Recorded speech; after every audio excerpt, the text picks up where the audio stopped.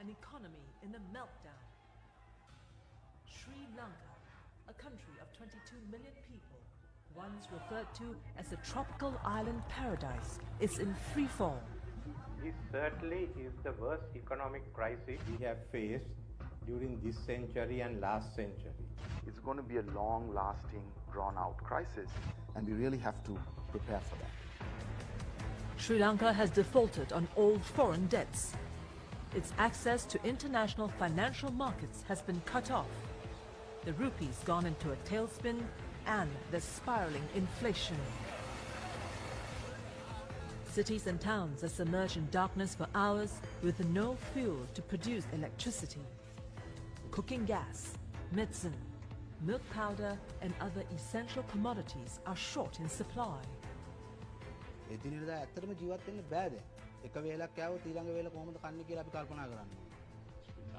Prime Minister Mahinda Rajapaksa and his entire cabinet have resigned. Veteran politician Ranil Wickremesinghe has just taken over as the new Prime Minister. Can he steer the country's sinking ship to safer shores? How could a nation slide into disaster and chaos so fast?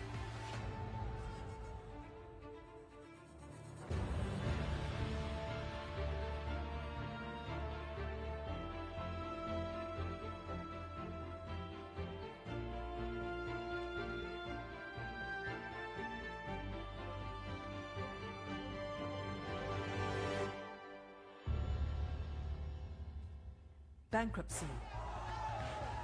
An economy in a meltdown. Sri Lanka, a country of 22 million people, once referred to as a tropical island paradise, is in free fall.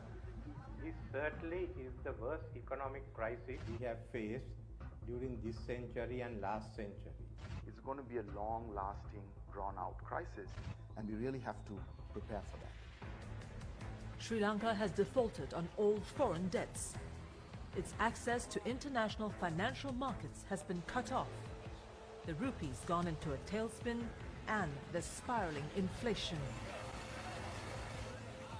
Cities and towns are submerged in darkness for hours with no fuel to produce electricity. Cooking gas, medicine, milk powder and other essential commodities are short in supply.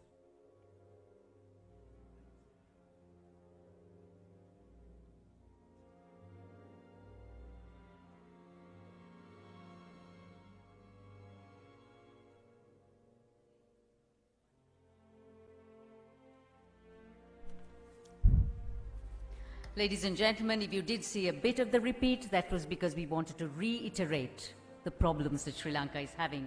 It is what has been consuming every single Sri Lankan here and abroad, not to mention others around the world.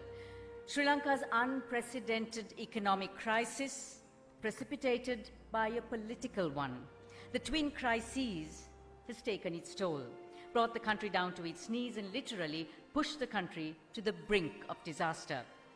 What we feel immediately is the shortage of gas, of fuel, of pharmaceuticals, of food.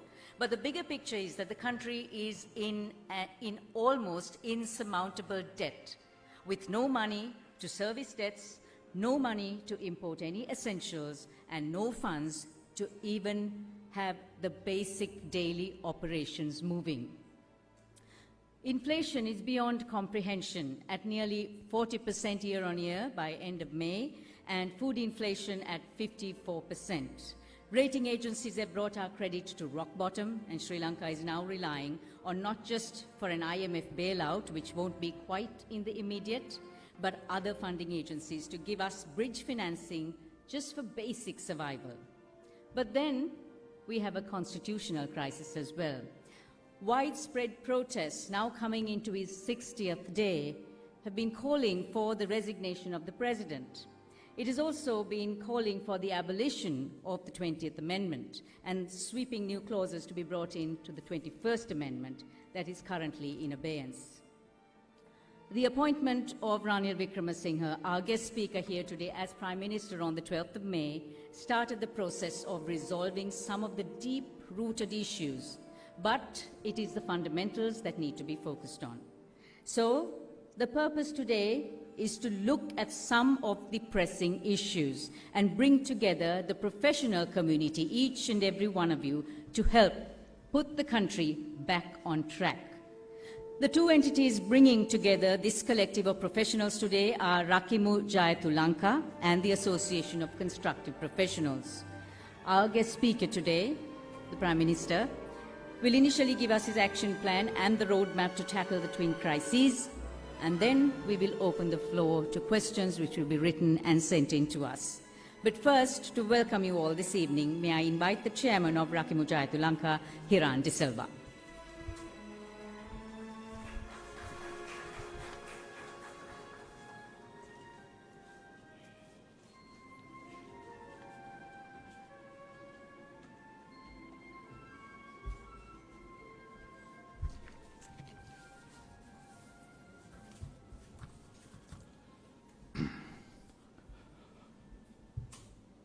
Honorable Ranil Wickremesinghe, Prime Minister of Sri Lanka, members of the diplomatic missions, members of the medical community, the legal community, senior members of the public service, engineers, architects, the media personnel, members of other professional bodies, distinguished invitees, ladies and gentlemen. Good evening, everybody. Let me introduce myself briefly. I'm Hiran De Silva, a marine engineer who represents a cross-section of professionals in the form of Rakimu Jayathu Lanka and the Association of Constructive Professionals. We step forward to assemble in this forum to seek solutions to this unprecedented twin crisis of political uncertainty and the imminent economic collapse of this country. We have met twice before, of course with limited membership, and today we are gathered here with more than 500 participants, and actually I think it is more than 500, it's about 700. It would be unnecessary to dwell upon the background that has caused this crisis. As professionals, we all understand what is going on. The present crisis, as you know, is twofold. One being the political crisis of having no true leadership to run the affairs of the state efficiently at the apex. The second is the economic crisis that even the upper middle class is hit with, judging by the appearance of the people on the streets.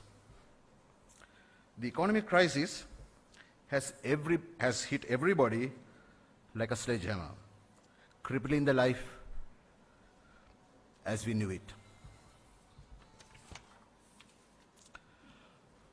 Ladies and gentlemen, the lower strata of the earnings level are driven to the wall, and that strata represents nearly 40% out of the 70% of the rural population.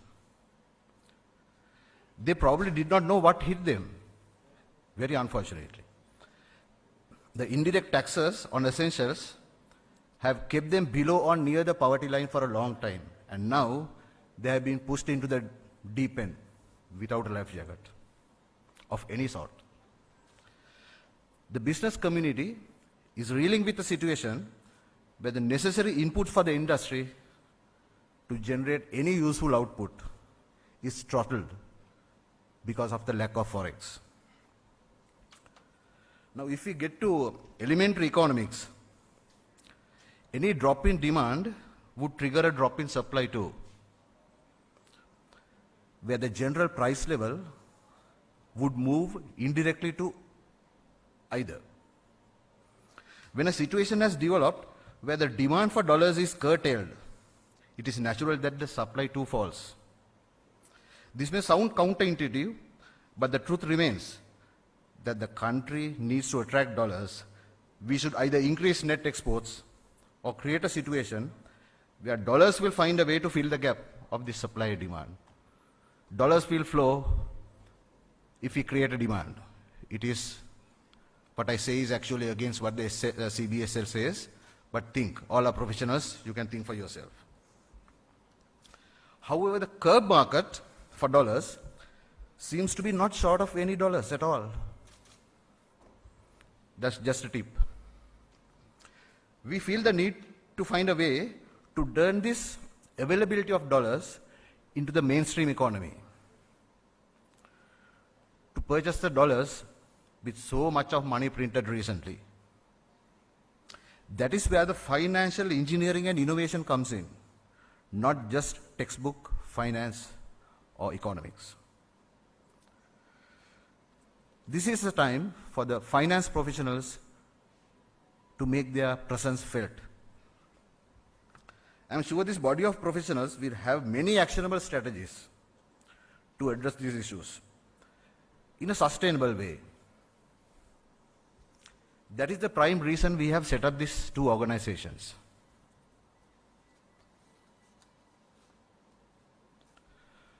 I invite all of you to come up with your concrete proposals. We have distributed a piece of paper. You can just write it and put it into the suggestions box so that we will get these proposals and we will try to lobby the government so that we will have a win-win situation at the end of the day.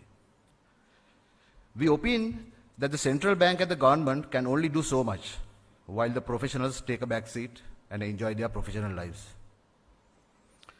We feel that we too have a responsibility to come up with a solution. History has taught us that a time of crisis creates the perfect backdrop for change and for the people to get hurt by the political ears. Ladies and gentlemen, that opportunity is upon us now. We have to make the best out of this bad situation. As we experience today, less said about the crime against the farming community and agriculture in general, the better. The scarcity of fuel and electricity on demand to run the engine of economy has been experiencing a severe drawback. And as everybody knows here, no engine, including a body, economy, anything in nature, does not work without energy. So energy and agriculture, we hope the government, Mr. Wickramasinghe, would pay utmost attention to these two avenues.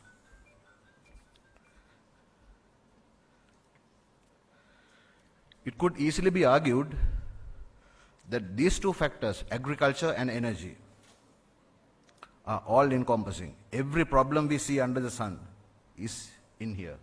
And all the political problems we see are actually manifestations of bad economics at the end of the day. Now, everybody reading newspapers, looking at international reports, listening to one-to-one interviews, we all understand that the IMF and the international donors, Paris Club, are waiting for Sri Lanka to have a stable government. So stable governments does not fall out of the sky. We as people must push, lobby, show to our leaders that we are behind them. And that is what we see today. Sir, people are behind you. We need you to address these issues.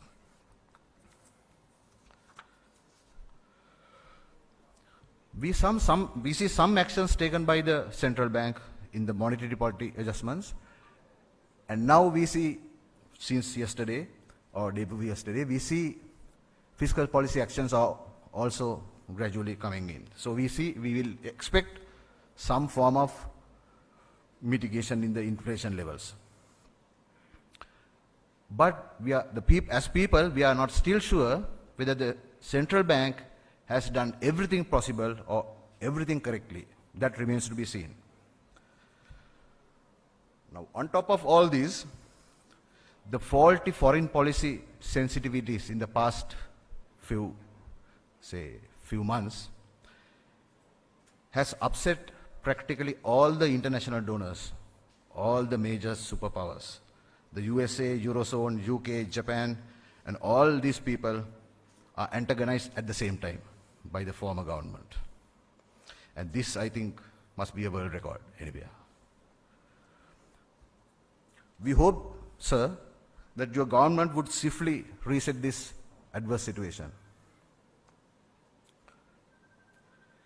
In this backdrop, we would have a fighting chance as concerned citizens need to back a person who is actually capable of doing this. This is a matter of complex financial policy, monetary policy, the economic issues, diplomatic issues, all has to happen simultaneously. That is to bail out this country from the current crisis. As a large part of the solution, this organization sees that we need a mandatory realignment of global diplomatic approach. And anybody here will have no doubt as to who that person would be. There is one person in the current political landscape who understands all this international diplomacy and the hard technical know-how needed at the level it is required to uplift this country, which started to sink in this twin crisis mostly due to self-inflicted wounds by the former dysfunctional, malformed government. Sir, in this background, the best prospect we have out of this current lot to get the job done is here today. However, at the time we initially organized this event, this particular gentleman was only a lone MP. The invitation card in your hands will attest to that. By the time we have this event today, I'm happy to say he's the Prime Minister. And we intend to have a bigger event in the near future with more members and more ideas and more proposals. And it is highly likely, and I hope, if the country is lucky, we will see him as the president.